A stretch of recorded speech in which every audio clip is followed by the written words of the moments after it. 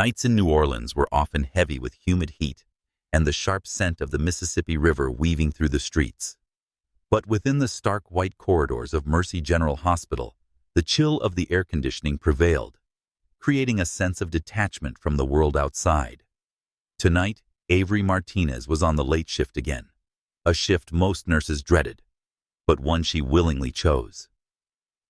Avery preferred the night shift for its quiet, with fewer questions and fewer pitying glances from colleagues. It had been 3 months since her infant son passed away, just weeks after his birth, yet the pain still lingered in every breath. Each time she passed the neonatal ward, the cries of newborns tore at her chest, reminding her of the empty arms she carried. Around Avery's neck hung a small silver necklace with an angel wing pendant glinting under the neon lights. It was a gift she'd bought in memory of her son David. Her heart ached each time her fingers brushed it, giving her a sliver of courage to carry on. That night the hospital was so still, she could hear the rhythmic beeping of a fetal heart monitor echoing from afar. Avery moved from bed to bed, checking charts and keeping her mind busy to avoid drifting into painful memories. Then, an unusual sound broke the silence, a heart-wrenching cry from a newborn. It wasn't the usual wail of a baby, but a desperate, anguished scream, as if each breath was a battle. Avery hurried to the neonatal care unit. Through the glass, she saw a tall man with disheveled brown hair and a crumpled suit, as though he'd worn it for days. His haggard face bore deep shadows under his eyes, his lips trembling, as if whispering a prayer. A tiny baby girl was in his arms, her honeyed skin and jet-black hair striking. The infant cried with exhaustion, her face flushed red. The father held her helplessly, his broad shoulders slumped, as if carrying a shattered world. Avery stood frozen for a moment. Something urged her to enter the room, despite her instincts screaming to stay away. She opened the door, took a deep breath for courage, and spoke. "Sir, is everything okay?" The man looked up. His gray-blue eyes brimming with tears met hers, and Avery felt as if time stopped. Those were weary eyes, filled with a grief she knew all too well, the pain of loss. She won't eat," he said, his voice hoarse and choked. "They say if she doesn't feed soon, she'll weaken quickly. I don't know what to do." Avery stepped closer and asked softly, "May I try holding her?" He hesitated momentarily, then gently placed the baby in her arms. Miraculously, her discordant cries softened as the infant touched Avery's skin. She was still hungry, but no longer thrashing. Avery cradled her close, her nursing instincts blending with the unfinished instincts of motherhood. The man wiped his face and said, "I'm Kenneth Miller. This is my daughter Hope. Her mother passed during childbirth." His words made the already cold room feel heavier. Avery bit her lip, holding back a surge of emotions. Looking down at Hope, she saw the faint light in the tiny eyes, craving nourishment. Her chest ached, her body still producing milk from when she'd nursed David. Though he was gone, her body hadn't forgotten. In that moment, a bold yet painful thought struck her. I could help this child.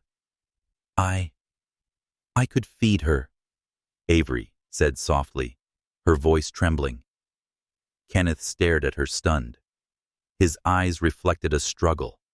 Trust a stranger to nurse his daughter or watch her weaken helplessly. He stammered. You do that.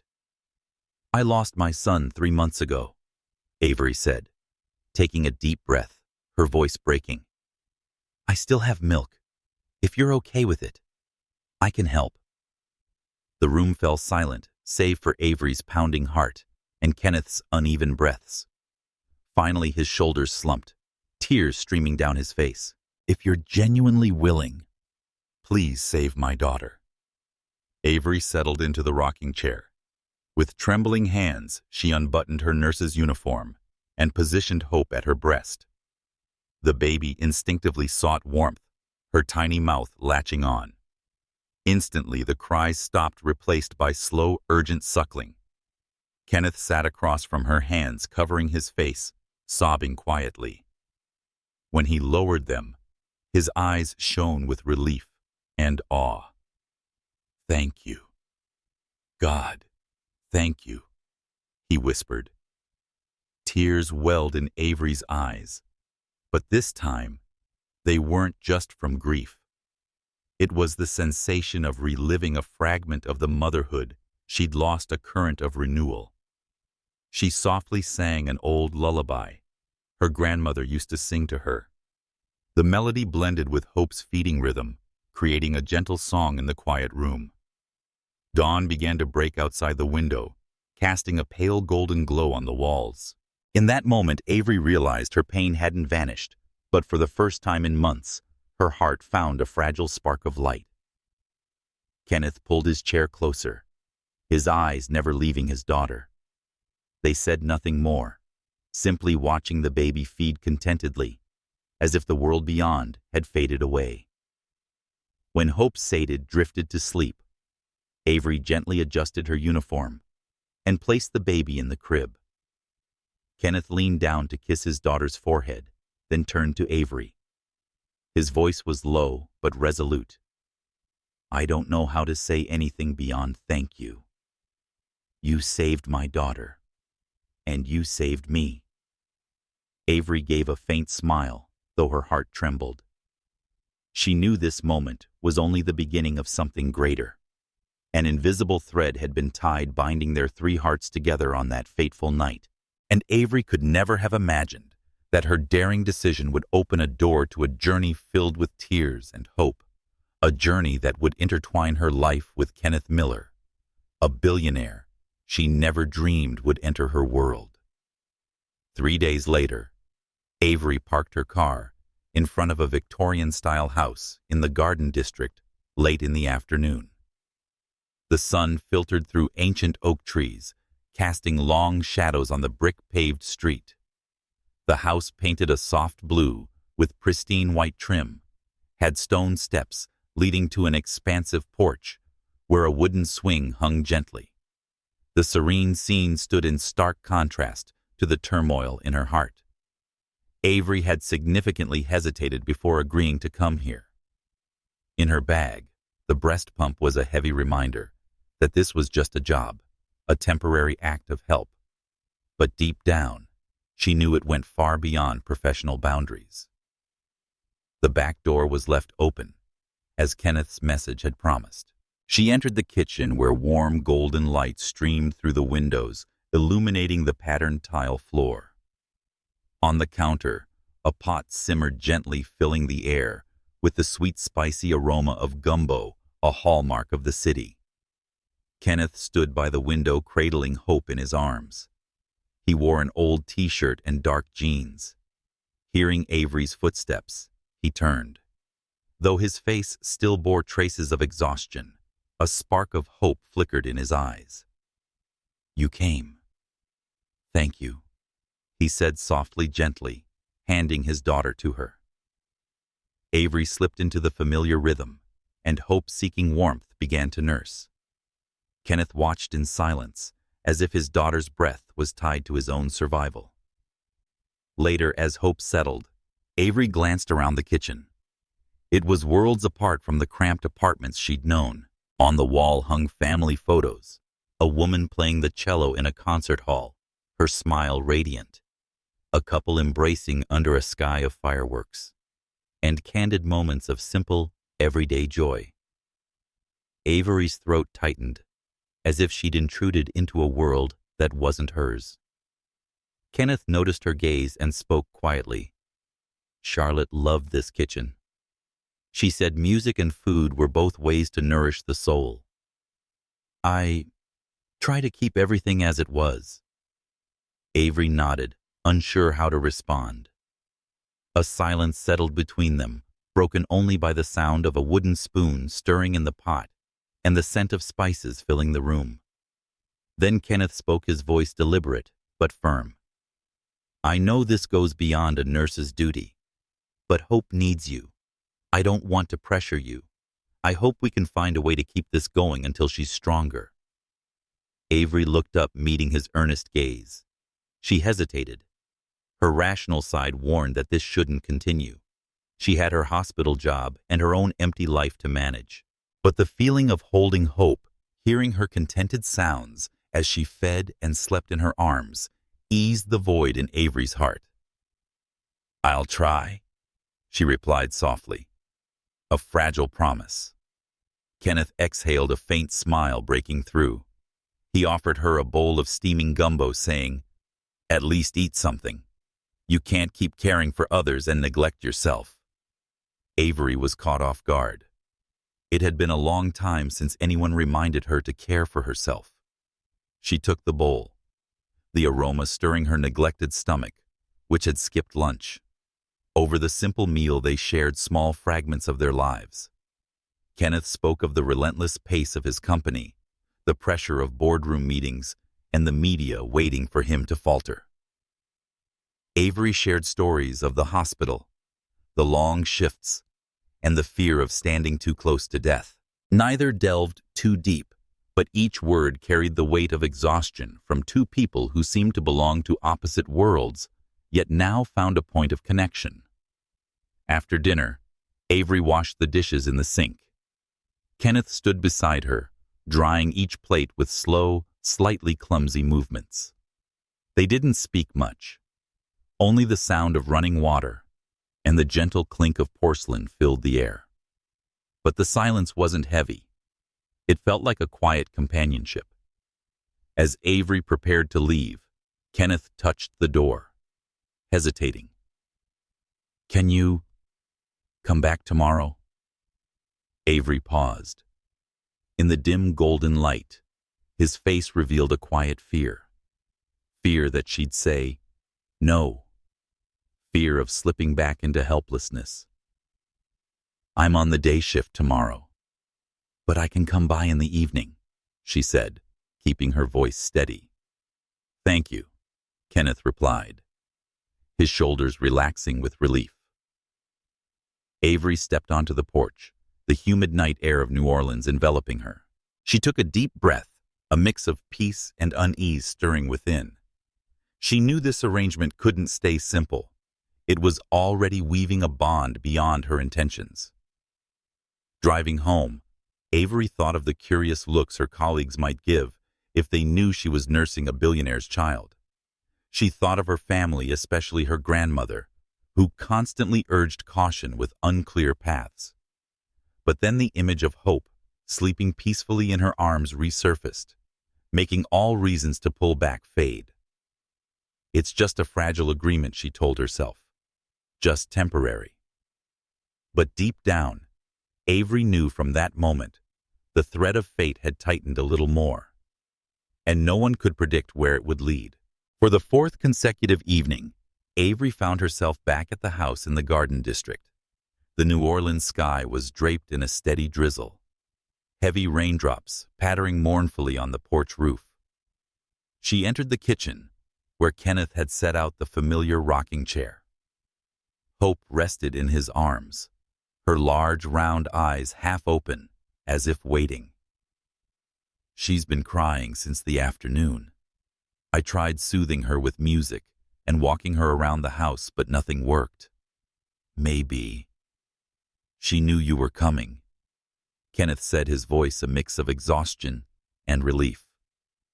Avery gave a faint smile and took the baby. Hope nestled into her chest, her intermittent cries softening into small whimpers, then silence.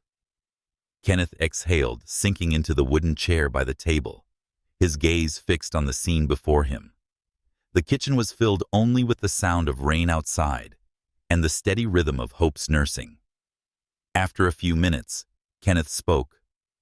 "I thought I was prepared for everything. The company, the family, everything had a plan.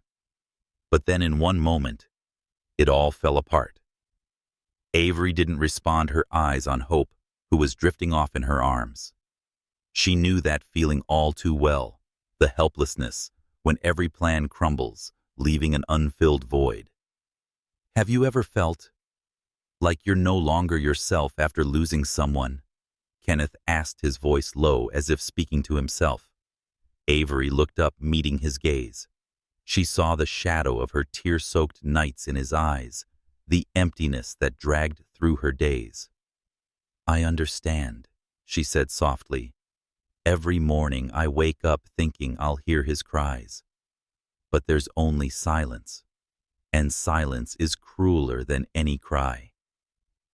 Kenneth froze for a moment, then nodded slightly. He propped his elbows on the table, hands clasped together.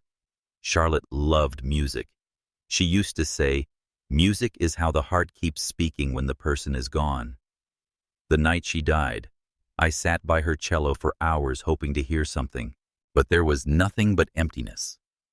Avery held Hope a little tighter. Kenneth's voice carried an unmasked brokenness that stirred the deepest layers of her emotions. My son had a small birthmark behind his ear, shaped like a crescent moon. I used to touch it when I lulled him to sleep. Even now, I sometimes reach out as if he's still there. But of course, there's only air, Avery said, her voice breaking as tears rolled down her cheeks. Kenneth didn't interrupt, only stood quietly to pour her a glass of water. He placed it on the table and sat beside her, not too close, but not too far. His silent presence gave her the space to continue. People say time heals, but I don't believe it. Time only teaches you how to hide the pain, not erase it. Kenneth looked up at the ceiling, his eyes shadowed. I agree. Some losses never fade. They lie dormant, and then a sound, a scent brings it all back. Like when I hear a cello. He fell silent, then suddenly looked at Avery. But that night, when I saw you singing to Hope for the first time, I felt the pain ease. His words left Avery speechless. Her heart wavered, not just from his trust in her, but because she felt it too. Being with this child, with this man, the darkness in her heart no longer felt so suffocating. Hope was fast asleep. Avery gently placed her in the crib by the window. The rain had eased, leaving only the soft drip from the eaves. She turned to find Kenneth watching her, his expression a mix of gratitude, guilt, and something like newfound faith. I'm not good at expressing myself, he said, but I want you to know your presence here. It's changed everything. Avery took a deep breath, steadying her racing heart. She couldn't let herself fall too deeply into his words. This connection was built on a fragile agreement, and they both knew it. I'm just doing what needs to be done, she replied softly, avoiding his gaze for too long. They sat in silence, listening to the scattered raindrops outside. This silence differed from before. It wasn't heavy, but felt like a space where they could breathe. After a while, Kenneth stood and retrieved a photo album from a wooden shelf. He placed it on the table and opened it to the first page. Images of Charlotte appeared performing on stage, laughing brightly, by a lake, cradling her pregnant belly with eyes full of hope. I'm afraid I'll forget her face if I don't look at these daily, Kenneth confessed, his voice trembling. But sometimes the more I look, the further away she feels. Avery gently touched a photo of Charlotte by her cello, her hair cascading, her eyes alight with passion. Maybe she'd want to be remembered through music, not just still images, Avery said softly. Kenneth looked at her surprised, then nodded slowly, as if her words had opened a door he hadn't considered. They sat silently for a long time, letting rain and the scent of aged wood fill the space. As Avery prepared to leave, Kenneth walked her to the porch. The rain had stopped, and the clear sky shimmered with moonlight. Thank you, not just for caring for Hope, but for listening, Kenneth said, his voice warm and low.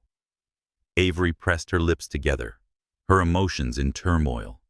She knew the boundaries were blurring, but she couldn't deny that this shared moment had made breathing easier after months of suffocation. As she stepped down from the porch, Avery looked up at the crescent moon in the sky. In that moment, she whispered to herself, maybe pain when shared doesn't feel so heavy. And for the first time in months, hope didn't feel so out of reach. On Monday morning, Avery stepped into the hospital with a heavy heart. The atmosphere in the nurses' lounge was unusual. Furtive glances, whispered conversations that halted abruptly as she passed. Her pulse quickened. The reason became clear when she saw the newspaper on the break room table. The front page featured a photo of Kenneth holding Hope with a bold headline, Tech Billionaire Hires Private Nurse for Newborn Daughter. Romance. Rumors spark. Avery froze. The photo taken covertly through Kenneth's living room window the previous night captured her cradling Hope to sleep. Her gentle expression.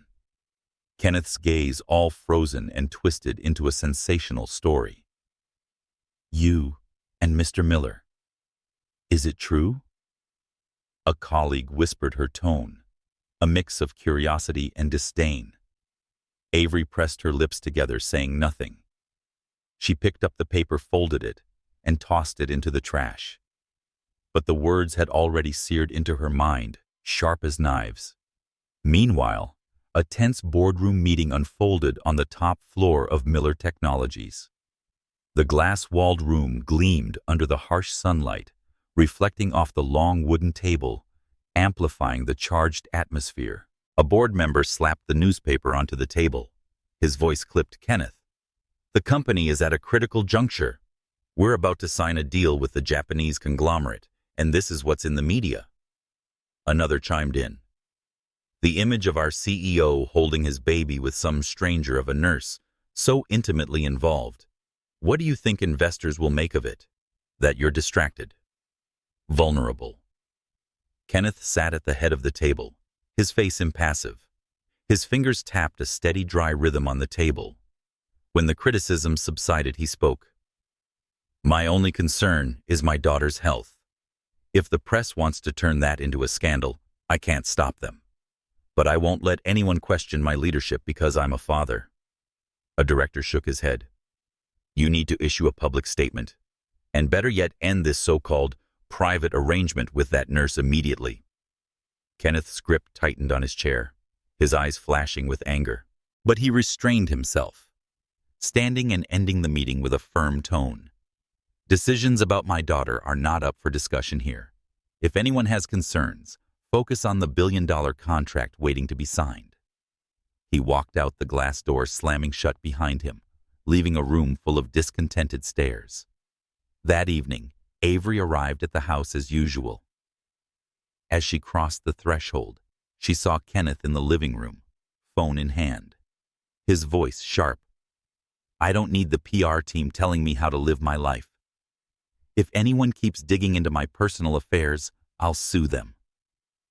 He hung up and turned, his expression softening when he saw Avery holding Hope. But she could see the strain etched into every line of his face. I saw the paper this morning, she said quietly.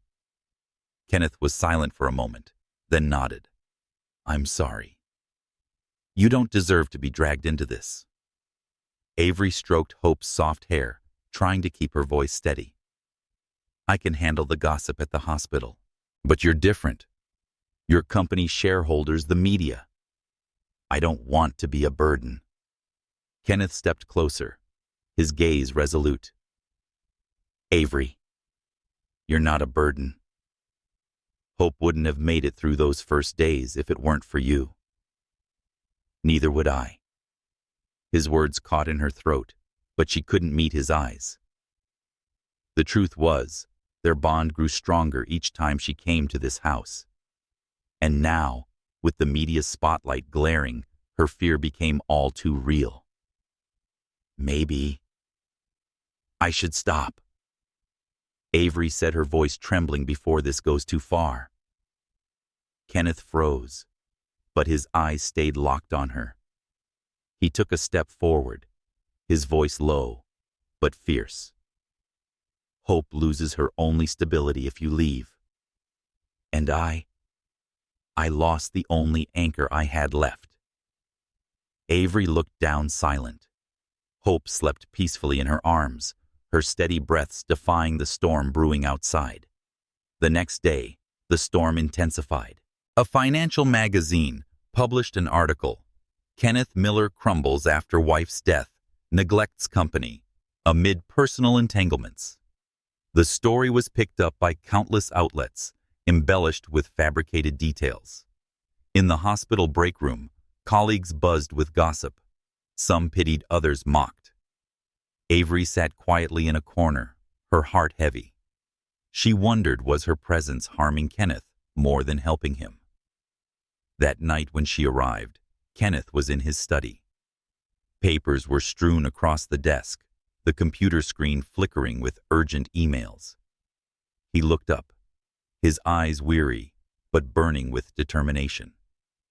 "They want me to choose," he said, his voice hoarse.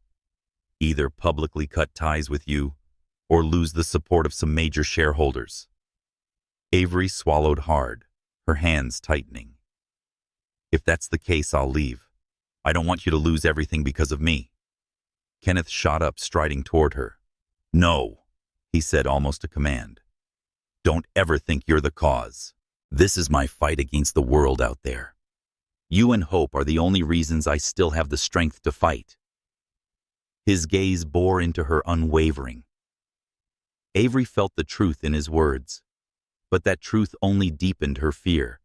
The thread between them was no longer the fragile agreement she'd convinced herself it was. It was becoming a profound, unbreakable bond. Outside, a sudden downpour roared, rain pounding against the windows. In the lit room, two people faced each other, each carrying unhealed pain and the weight of the world's pressures. But in that moment, they both understood they were stepping into a greater challenge than any loss they'd faced. And the shadow of power looming outside was only beginning to cast its darkness.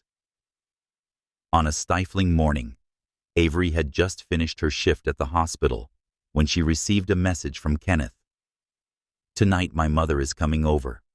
Can you come as usual? I want her to meet Hope. And you." Avery's heart tightened. She knew this moment would come eventually, but she hadn't expected it so soon. In her mind, she pictured Barbara Miller, the woman dubbed Chicago's Queen by the press, a figure renowned for her sharp business acumen and equally sharp coldness. That evening, Avery pulled up to the house in the Garden District. The sky was heavy with clouds, and a gusty wind hinted at an approaching storm. As she climbed the porch steps, the door swung open. Kenneth stood waiting, Hope in his arms. But inside, another figure commanded the room with unmistakable authority. Barbara Miller wore an elegant cream-colored suit, its tailoring impeccable. Her silver hair was swept into a sleek updo, and a string of lustrous pearls adorned her neck. Her eyes scanned Avery from head to toe, as cold and cutting as a blade. "So this is the nurse you've been talking about." Barbara's voice dripped with skepticism. Kenneth kept his composure. "Mother, this is Avery. She's been caring for Hope since the beginning. If it weren't for her, I know," Barbara cut in sharply. "Plenty of papers about the angel who saved my granddaughter." Avery's hands tightened, but she forced a polite smile. "It's an honor to meet you." Barbara didn't acknowledge her, instead striding into the living room. She claimed the central armchair, clearly her throne. Kenneth and Avery sat across from her, Hope nestled securely in her father's arms. Barbara began, her gaze fixed on her son. "What were you thinking about letting the media run wild with your personal life? You're the CEO of a billion-dollar corporation, not some naive boy to be manipulated." Kenneth gently squeezed Hope's tiny hand, his voice low. "I don't care what outsiders say. My only concern is my daughter." Barbara's eyes narrowed. "And this girl, an ordinary nurse, or do you plan to make her a replacement?" The words hit Avery like a slap. She wanted to protest, but Barbara's piercing stare silenced her. "Mother, don't." Kenneth said, his voice measured but firm. "Avery isn't a replacement. She saved Hope. She's someone I trust." Barbara leaned back, a cold smile flickering. "Trust Kenneth, you're weak right now. The man I raised would never let emotions cloud his decisions. But look at you now, blinded." The tension in the room was palpable, and Avery felt each heartbeat in her chest. She took a deep breath, summoning her courage. "I have no intention of replacing anyone. I'm here to care for Hope because she needs it." Barbara turned to her, her smile sharp as a knife. "Well said. But the world out there isn't so simple. Do you know what they'll call you? An opportunist clinging to my son's wealth?" The words pierced Avery's heart. She lowered her gaze, her hand instinctively touching the small pendant at her chest, seeking solace. Kenneth placed Hope in her crib and stood, his eyes blazing with resolve. "That's enough, Mother. I won't let you insult Avery any further." Barbara rose, facing her son, her voice icy. "I'm only speaking the truth. If you don't wake up, you'll lose everything, your company, reputation, and family." Kenneth clenched his fists, then slowly released them. "I'd rather lose it all than lose the one thing that makes me feel alive again." His words cracked the heavy silence like thunder. Barbara faltered for a moment, her eyes flashing with anger and helplessness. But she said nothing more, turning sharply and heading for the door. "I'll be back," she tossed over her shoulder, her voice cold. "And next time, I expect my son to make wiser choices." The door slammed shut, leaving a heavy void. Avery sat motionless, her heart pounding. Kenneth turned to her, his expression softening as he looked at her. "I'm sorry about my mother," he said quietly, sitting beside the crib, his hand gently patting Hope's stirring form. Avery gazed at his back, torn between compassion and fear. Compassion for a man standing against his own family to protect what he believed in. Fear that she might not have the strength to face the formidable wall that was the Miller family. That night, as Avery drove home, rain began to fall. She navigated the flooded streets, Barbara's words echoing in her mind. An opportunist. Her fingers trembled on the steering wheel. Avery knew Barbara wasn't just Kenneth's mother. She embodied power, a force that could shake an entire corporation. And now she saw Avery as a threat. The streetlights reflected off the wet windshield, flickering like fragmented memories. Avery wondered, could she keep going, knowing each step might drag Kenneth deeper into conflict? But then, Hope's image surfaced in her mind. Her sleepy smile, her tiny hand grasping Avery's finger. In that moment, Avery knew, no matter how fierce the storm ahead, she wasn't ready to abandon that child. In Chicago, Barbara sat in her opulent office, the phone call she'd just ended, still resonating. Her voice was cold. "I want a full report on her. Avery Martinez. Everything." Her eyes glinted sharp as steel. Another storm was brewing, not just from the media or the board, but from the heart of the Miller family. And Avery would soon realize, facing Barbara, she wasn't just a nurse. She stood on the fragile edge of love, power, and honor. Late that afternoon, after finishing her shift, Avery received a message from Kenneth. "Tonight my grandmother wants to meet. She has something important to give us." Avery read it repeatedly, her heart racing. Regina Miller, the woman Kenneth deeply respected, was nothing like Barbara. If Barbara was the icy northern wind, Regina was the warm southern breeze, yet no less sharp. Regina's old house sat in a quiet neighborhood, its rusted iron fence surrounded by a garden blooming with jasmine. As Avery stepped inside, the sweet fragrance eased her tension slightly. Regina appeared in a soft purple silk dress, her silver hair neatly pinned, her eyes bright and perceptive.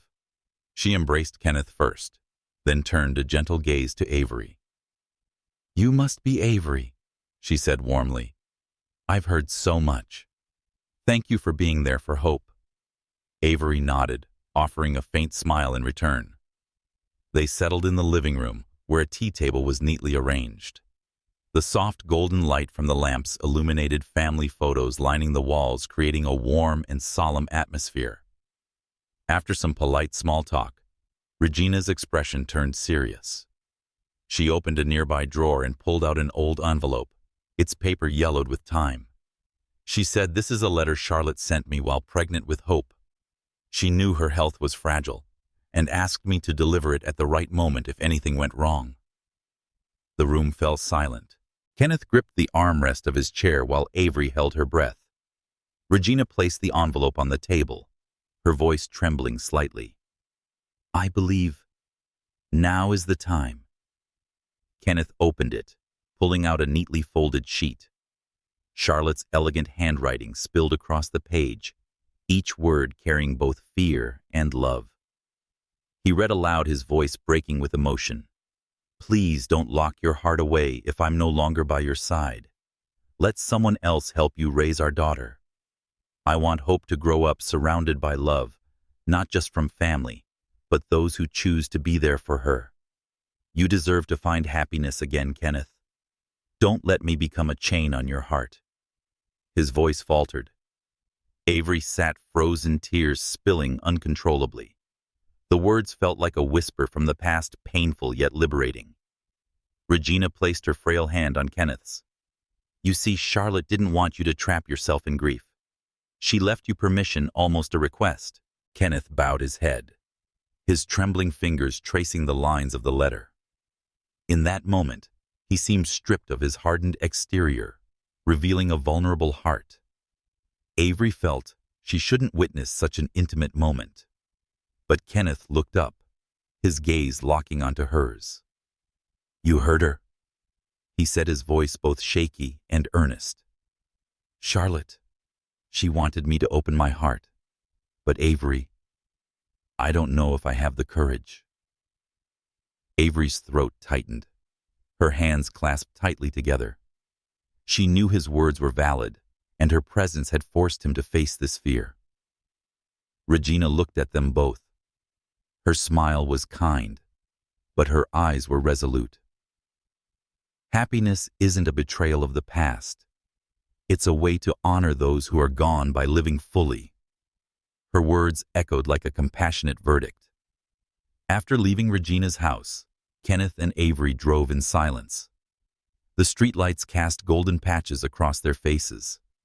In the back seat, Hope slept soundly in her portable crib. Finally, Kenneth spoke. "I know my mother will never accept this easily, but if Charlotte were here, whose side would she be on?" Avery hesitated and then replied. She made it clear in her letter, "Kenneth, the question isn't whether Charlotte allows it. It's whether you allow yourself." The car rolled through the rain-slicked streets. Kenneth didn't respond, but his reflection in the rearview mirror showed a shift, less despair, more contemplation. In the days that followed, Avery continued her visits as usual. But something had changed between them. It was no longer just duty or solace. The letter had woven a new thread, one left by Charlotte, binding together people who once seemed strangers. One evening, as Avery sang Hope to Sleep to her grandmother's old lullaby, Kenneth stood quietly at the nursery door. He didn't enter, only listened. Tears welled in his eyes, but this time they weren't born of loss. They were an acknowledgement that his heart was stirring again. Meanwhile, in Chicago, Barbara received a call. The investigator she'd hired began his report. "Ma'am, Avery Martinez has no scandals or criminal record. She's just a hard-working nurse, entirely ordinary. But there's one detail." "Speak," Barbara commanded. "She lost a child a few months ago. Since then, she's lived a very private life." Barbara's grip tightened on the phone, her eyes flashing. She immediately thought a woman carrying the wound of loss could easily cling to another child to fill the void. In her mind, this made Avery an even greater threat, not because she was calculating, but because she could become a too perfect replacement. "Keep digging," Barbara said coldly. "I need every piece of evidence to prove she's unfit." That night, Avery lay in bed staring at the ceiling, unable to sleep. The image of Charlotte's letter, Kenneth's trembling voice, and Regina's knowing gaze swirled in her mind. She touched the angel wing pendant at her chest, whispering, "David, what do you think? Does Mommy have the right to open her heart?" There was no answer, only the gentle curtains rustling in the night breeze. But in that stillness, Avery felt something the past and present were slowly finding a way to coexist. Charlotte's letter wasn't just the final words of a wife and mother. It was a door opening to a future neither Kenneth nor Avery dared to name. Beyond that door, the Miller family's harshest trials were still to come. The New Orleans sky darkened as black clouds rolled in. Gusts of wind rattled the trees lining the boulevard. In Kenneth's warm home, Hope suddenly began crying inconsolably. At first, Avery thought it was typical fussiness, but the cries persisted, and the baby's lips began to pale. Kenneth Avery shouted, her heart plummeting. "Hope's not breathing right." Kenneth rushed from his study, his face ashen. He scooped his daughter up, his trembling hands barely under control. In a panic, they dashed to the car, heedless of the rain pouring down in torrents. The car sped through the stormy night, its headlights cutting through the thick curtain of rain. Avery clutched Hope tightly, each faint heartbeat of the baby making her own breath catch in her throat. "Hold on, little angel. Don't give up," Avery whispered, her voice breaking. Kenneth gritted his teeth, his face taut with tension veins visible on his clenched jaw. Every second stretched into an eternity. The hospital glowed brightly against the storm. The emergency room doors closed, leaving Kenneth and Avery outside, gripped by helplessness. Avery clung to her angel wing pendant, her trembling fingers praying without cease. Kenneth paced like a caged animal, his eyes bloodshot. The wait felt endless. Each sound of the doctor's footsteps echoed like blows to their chests. Finally, the chief physician emerged, his face grave. "The baby's condition is critical. We're doing everything we can, but she's not feeding, and her body is dehydrated and weakening." Avery stepped forward, almost pleading. "Please let me go in. She knows me. She'll recognize me." The doctor hesitated, but Avery's desperate gaze and Kenneth's firm nod convinced him to agree. The emergency room was stark and cold. Hope lay tiny amidst tubes and monitors, each labored breath like a knife to Avery's heart. She sat beside the bed, cradling Hope in her arms, ignoring the surprised looks from the medical team. With trembling hands, she brought the baby to her chest. In that moment, her body recalled the sacred instinct that past loss had never erased. Hope stirred weakly, her eyes half closed, then slowly sought the familiar warmth. One suck, then two. Finally, a faint swallowing sound. She was feeding. A collective exhale filled the room. The monitors showed stabilizing vitals.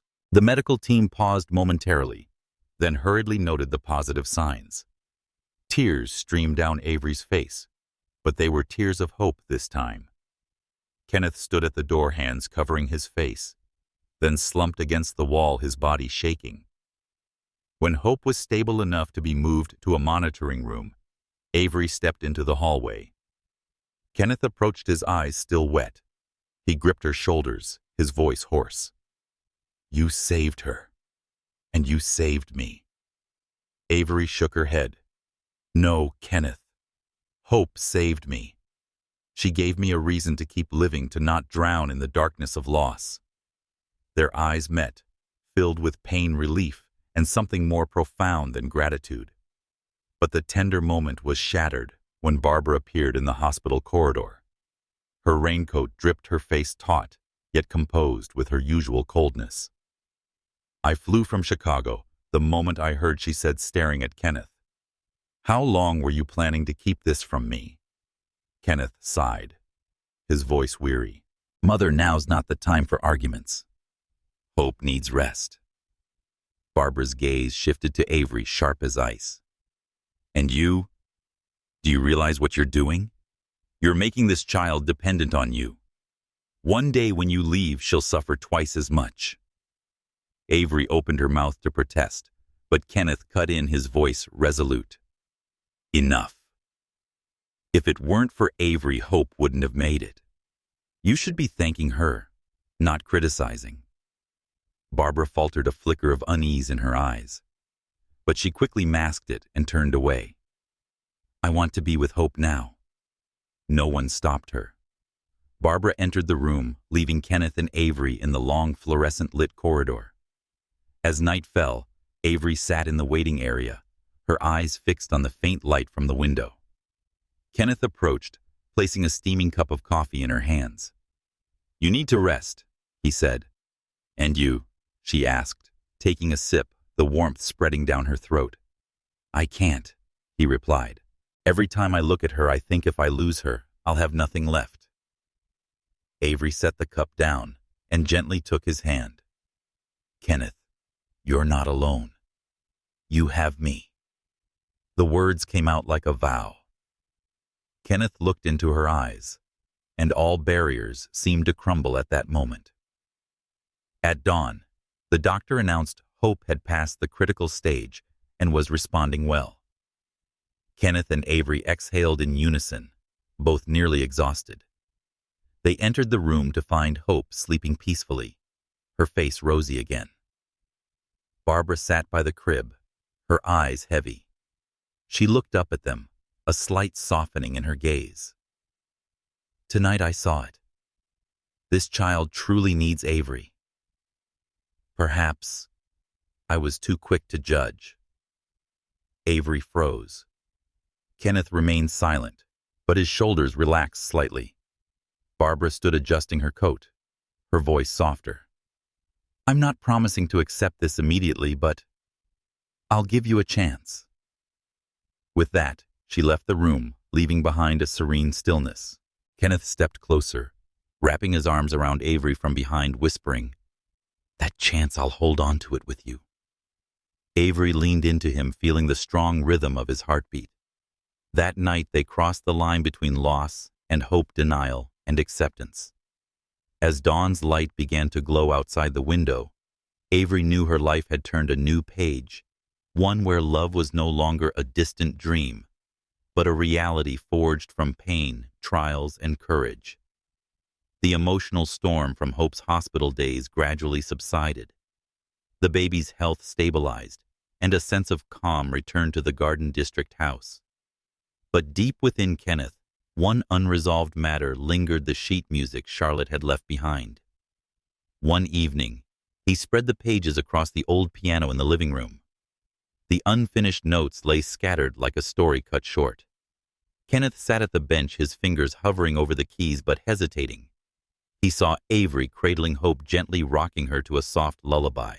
Avery, he called quietly, can you stay for a moment? I want to try something. She hesitated but approached, settling Hope in her crib before sitting beside him. This is the piece Charlotte wrote for Hope, he said. She never finished it. I think maybe we can. Avery glanced at the music, exhaling softly. I don't know much about music theory. Kenneth smiled gently. You don't need to. I want to hear your voice. When you sing to Hope, the melody is missing from these pages. Avery flushed slightly. She'd never imagined her voice could blend into a symphony, but Kenneth's sincerity made her nod. That night they began. Kenneth played Charlotte's fragments, the piano's notes resonating through the house. Avery softly sang her grandmother's old lullaby. Miraculously, the lullaby's notes wove into the piano, filling the gaps Charlotte had left. Hope lay in her crib, eyes half closed, her tiny hands twitching to the rhythm. Music, love, and memory intertwined in the softly lit room, creating a scene neither Kenneth nor Avery could have imagined. When the piece ended, Kenneth sat still, his hands resting on the keys, his gaze fixed on Avery. "Did you know?" he whispered. "Charlotte once said, 'Music is how love lives on, even when the person is gone.'" Avery lowered her head, feeling a tender sadness in his words and acceptance. "Then let's keep that love alive this way," she replied, her voice steadier. "Not just Charlotte's music, but ours too." The Garden District house became an impromptu rehearsal space in the following days. Kenneth patiently transcribed the notes while Avery tested melodies with her voice. Occasionally, Hope lay in her crib giggling as if cheering them on. Sometimes, Avery sang off key and Kenneth laughed. Sometimes, he hit a wrong note and she teased him with a shake. These simple moments slowly dissolved the haze separating past and present. One evening, as the melody neared completion, Kenneth wrote at the bottom of the score, "Symphony of Hope." Avery stared at the title, her chest tightening. It wasn't just his daughter's name. It symbolized their journey from loss to faith, unfinished to reborn. Thanks to the Miller family's vast connections, word of the unfinished symphony spread among the art world. Regina was the first to suggest, why not hold a charity concert to honor Charlotte and raise funds for newborns needing milk and special care? Kenneth considered it. The idea was a double-edged sword. It could mend ties with his family, but might also thrust Avery into the spotlight. He looked to her for her thoughts. After a long pause, she nodded.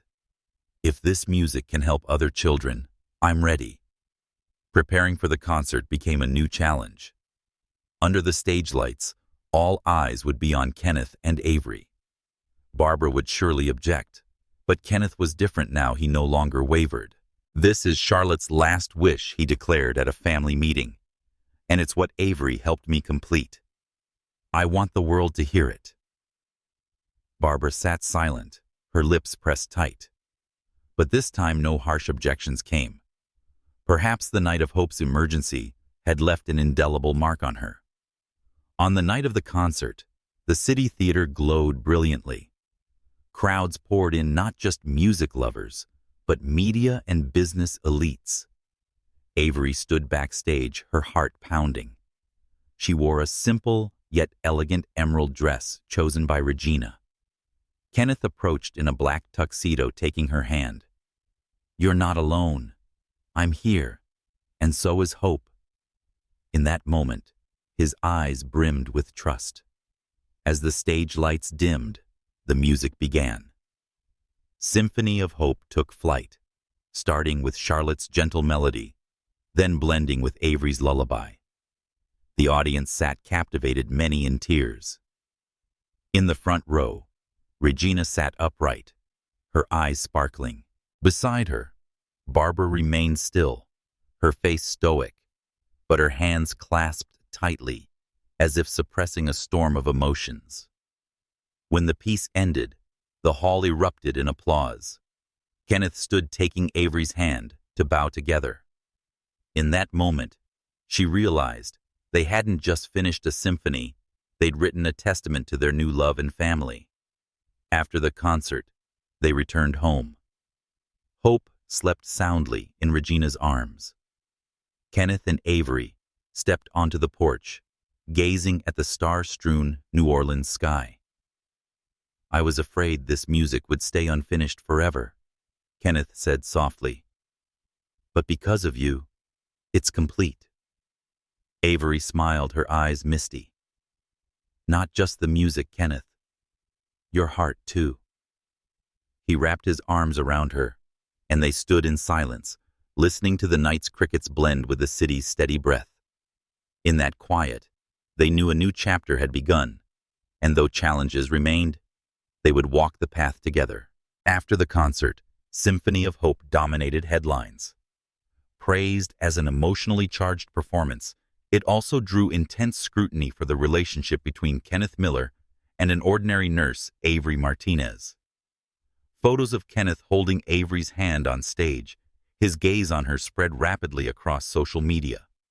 Romantic outlets dubbed it a love story that continued from an unfinished melody.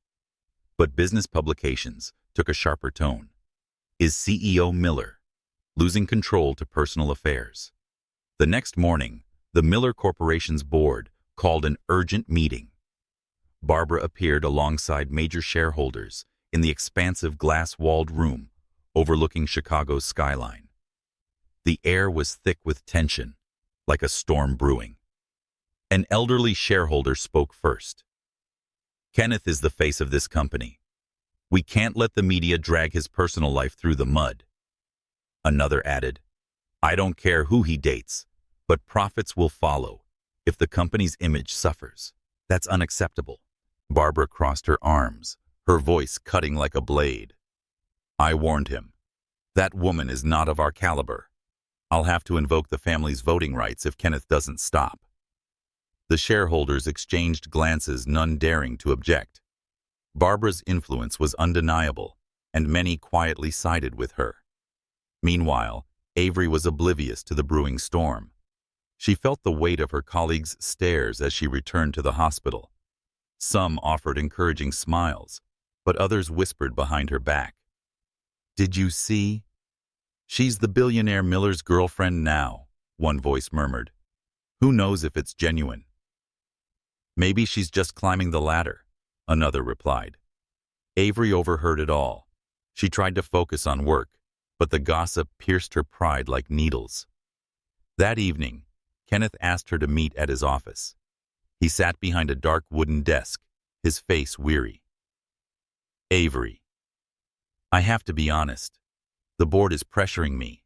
My mother wants to use our relationship to prove I'm unfit to lead. Avery froze, her voice catching. You mean, I'm becoming an excuse for them to turn against you? Kenneth stood, moving closer and taking her hand. No, you're not an excuse, but they want to make you one. What should I do? Avery asked, her eyes welling up. Should I step back? Kenneth gripped her hand tighter. No, don't ever think that. You saved Hope, and you saved me. I won't let anyone make you a victim of these dirty power games. His eyes burned with fierce resolve, stirring both emotion and fear in Avery. She realized their love was no longer private. It had become a public battlefield. In the days that followed, the media dug in relentlessly. Some articles hailed Avery as Hope's second mother, while others smeared her as an opportunist. Online debates are split into two camps. Under the pressure, Kenneth decided to hold a press conference. Avery initially resisted, dreading the spotlight, but he persuaded her, if we stay silent, they'll write their own story.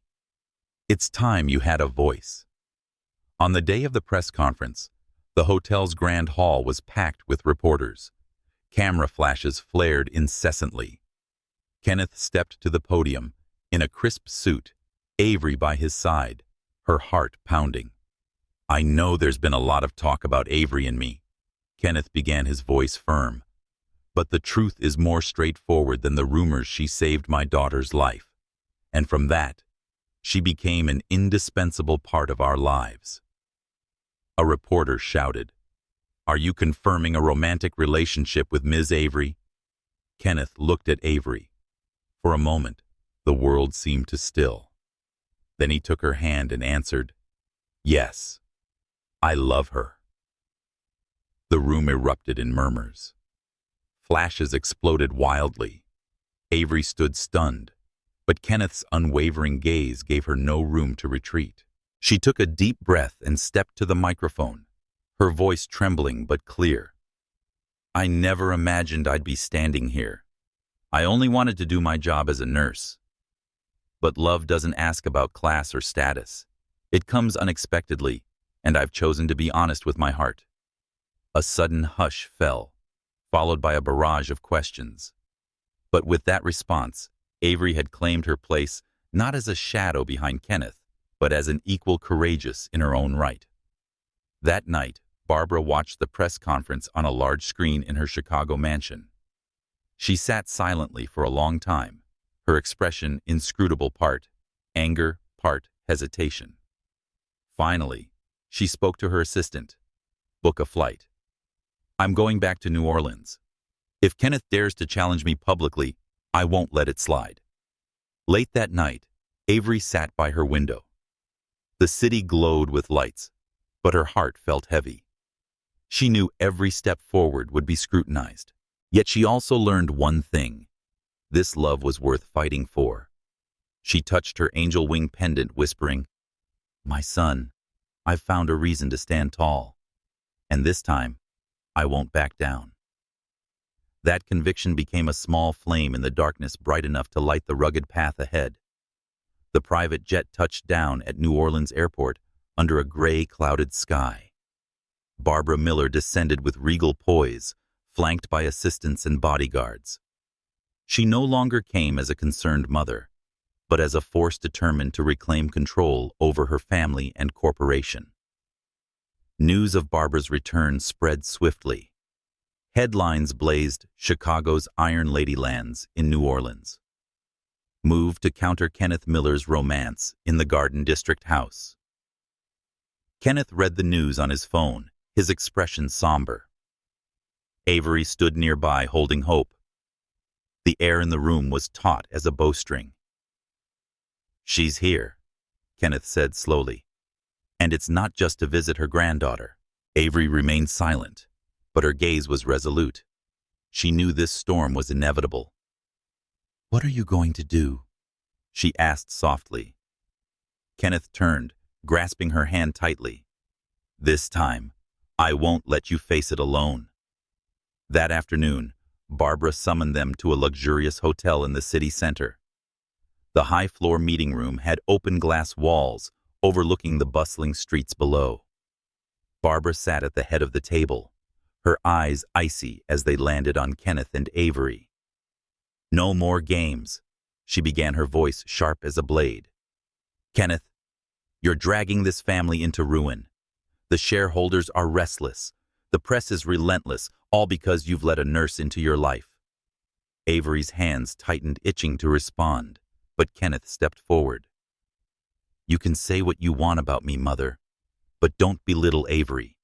She saved Hope. She saved this family." Barbara's lips curled. "This family doesn't need an outsider. You're too weak to see it." The tension was so thick that even the assistant behind her barely dared to breathe. Avery took a deep breath, summoning her courage and stepping forward. "Mrs. Miller, I don't expect instant acceptance, but please understand my feelings for Kenneth and Hope aren't something you can measure with power or profit." Barbara spun toward her, eyes razor sharp. "You think soft words will sway me? This world doesn't run on emotions, girl. It runs on money, power, and honor." Kenneth slammed his hand on the table, his voice resounding. "I'm done with power games. You talk about honor, but what honor is there in sacrificing love and truth?" Barbara froze, unaccustomed to such fierce defiance from her son. She opened her mouth to retort, but the door swung open. Regina entered, her silver hair glowing under the lights, her voice gentle yet commanding. "Enough, Barbara," she said. "Don't forget what Charlotte left behind." She placed the old letter on the table, the one Kenneth and Avery had read before. Barbara's hand trembled, her eyes flashing with conflict. Regina continued, "Your son doesn't need anyone controlling his life. Charlotte gave him the freedom to love again. And he's chosen. We're family. We must respect that choice, not destroy it." The room fell into a heavy silence. Barbara stared at the letter, then at Kenneth and Avery. Without another word, she stood and left, leaving an enigmatic void. That night, Kenneth and Avery took Hope to Regina's house. Hope giggled in her great-grandmother's arms in the warmly lit living room. The air felt lighter after the tense confrontation. "Barbara is stubborn," Regina said, "but her heart isn't made of stone. Give her time. I believe she'll come around." Kenneth held Avery's hand, nodding slightly. His eyes held determination, but also a newfound peace. A week later, the Miller Corporation held its annual shareholders' meeting. It was Barbara's chance to strike a final blow, but Kenneth was prepared. He took the stage unflinching. His speech wasn't about profits or strategies, but about human values. A company is only strong when its leaders live authentically. I've lost too much to fearing public opinion. Now I choose what's right, even if it costs me. And what's right is protecting my family, including Avery. The room buzzed. Some shareholders frowned, but others nodded in quiet agreement. In the front row, Barbara sat rigid, her face like ice, but her clasped hands betrayed a flicker of doubt. That evening, Avery and Kenneth sat on the porch. The stars twinkled above, and Hope slept peacefully in her crib beside them. "No regrets?" Avery asked softly. Kenneth turned his gaze steadfast. "None. I'd rather lose everything than lose you and her."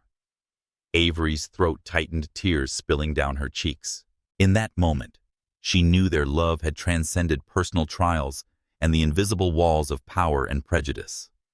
Days later, Barbara appeared unexpectedly at Kenneth's house. She stood silently watching Hope play in her crib, then turned to Avery. Her eyes no longer held their icy edge, but a trace of weariness.